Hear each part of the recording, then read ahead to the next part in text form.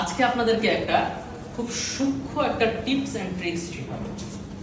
দেখেন, এটা হচ্ছে বিল্ডিং এর মেইন এন্ট্রান্স। মেইন এন্ট্রান্স দিয়ে ঢোকার পরে এটা হচ্ছে আমাদের লিফট। এটা হচ্ছে লিফটের জায়গা। স্যার, একটা লিফট, এই বিল্ডিং এ অনেকগুলো ফ্ল্যাট আছে, অনেক মানুষ এখানে বসবাস করে, যে কারণে লিফটটা অলওয়েজ বিজি থাকে। আমাদের জেনারেলি দেখা যায় কি, আমরা দেখা যায় যে হচ্ছে আমরা বাইরে থেকে আসছি, লিফটের জন্য আমাদের ওয়েট করা লাগছে। সো আপনি আপনার বাসায়, এটা তো আপনার নিজের বাসা, স্যার নিজের বাসায় যদি আছে নিজে যদি একটু আরাম করে যদি না বেড়ানো যায়, না চলা যায়, তাহলে কিভাবে হয়? স্যার এই জায়গাটা থেকে আমি চিন্তা করছি যে যখনই আমাদের এই ফিউচারে যতগুলা প্রজেক্ট হোক বা আল্লাহর রহমতে আমরা যতগুলো কাজই করি, প্রত্যেকটা জায়গায় আমরা এই জিনিসটা দেওয়ার চেষ্টা করব এবং আপনারাও দিবেন।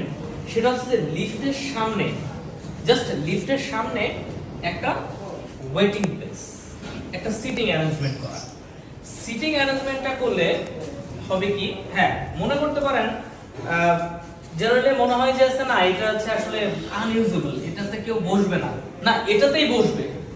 কারণ কি? কারণ হচ্ছে আপনি যখন বাজার করে আসছেন বা বাইরে থেকে খুব প্রেশানি নিয়ে বাসায় আসছেন, বাসায় আসার পরে আপনার লিফটটা 7 তলায় আটকে আছে, 6 তলায় আটকে আছে। সো আপনি কল দিচ্ছেন, আপনার মিনিমাম 2-3 মিনিট দাঁড়ায় থাকা লাগবে। সো 2-3 মিনিট যখন দাঁড়ায় থাকা লাগবে, তখন ওই 2-3 মিনিটে আপনার কাছে 1 ঘন্টা মনে হবে। সো ওই টাইমটা আপনি এই জায়গাটাতে একটু রেস্ট নিতে পারেন।